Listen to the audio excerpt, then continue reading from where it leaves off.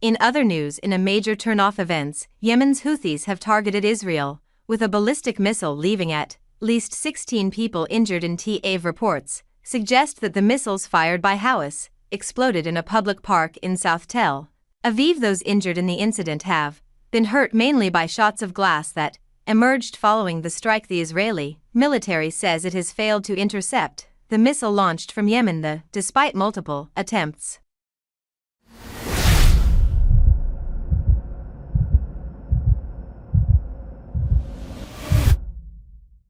We had a siren and then, actually a siren on top of a siren, and we obviously were all sleeping in the building, and then before there was even time to get out the door it exploded. The ballistic missile landed right behind our building and all the windows blew in, and the first, second floor and the whole area.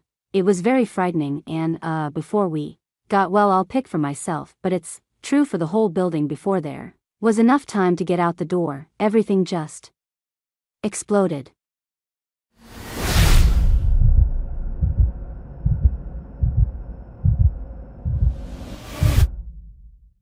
These are the images of sirens blaring over central Israel after missiles streaked across the sky, followed by loud explosive sound. Houthis claimed to have targeted Tel Aviv with a hypersonic ballistic missile type Palestine. The approximate distance from Yemeni borders to Tel Aviv is 240 kilometers, and this comes 2 days after a series of intense Israeli airstrikes shook the held capital and the ports of Haifa, Salif and the Raza ISA oil terminal on the Red Sea, killing at least 9 people.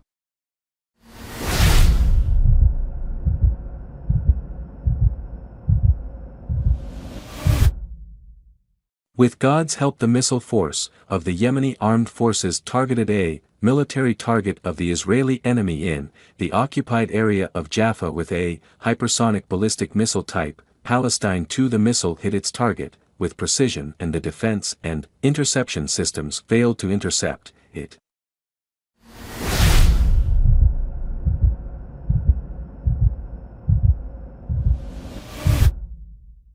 Palestine hypersonic missile can travel range of 2,150 kilometers. It features stealth technology and travels at a speed of Mach 16, meaning it travels 16 times faster than the speed of sound.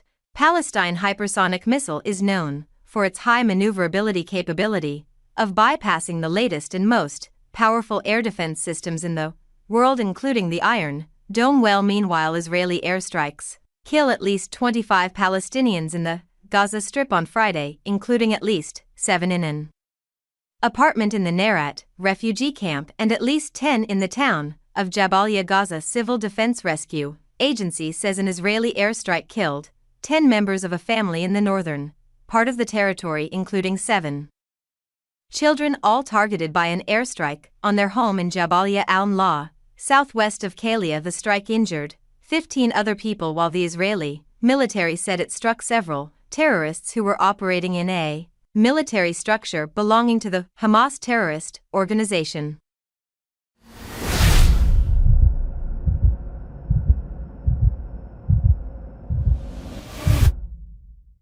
Another Israeli airstrike on a residential building in central Gaza killed at least 7 Palestinians, including 4 children, and injured 16 other people. According to Gaza's Hamas-linked health officials, the strike hit an apartment in the Jaffa residential tower in the built-up refuge camp. The dead and the wounded were taken to AA and Avda hospitals. Now more than 45,000 Palestinians have been killed in 14 months of war in Gaza. Between Israel and Hamas, the war in Gaza was sparked by Hamas's October 2023 attack on southern Israel, which killed 1,200 people in the occupied West Bank. Palestinian residents said that the Israeli settlers set fire to a mosque on Friday, while video showed "Revenge Death to Arabs" and other slogans spray-painted in Hebrew on the building's facade.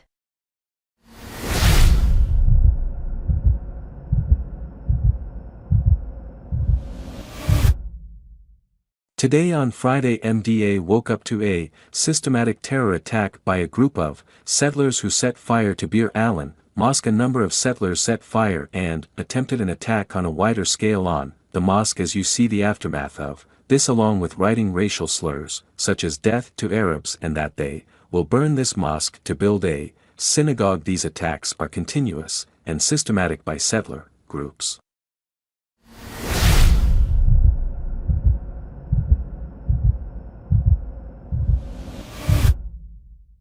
Israeli police said that they were collecting testimonies and evidence at the scene. The Israeli police and Shin security services in a joint statement said they will probe this incident as extremely serious and will act to bring the perpetrators to justice for trial. The Palestinian Authority Foreign Ministry assailed the attack as the latest in a series of violations and crimes by Israeli settlers and appealed to the United Nations Security Council in protecting the Palestinians.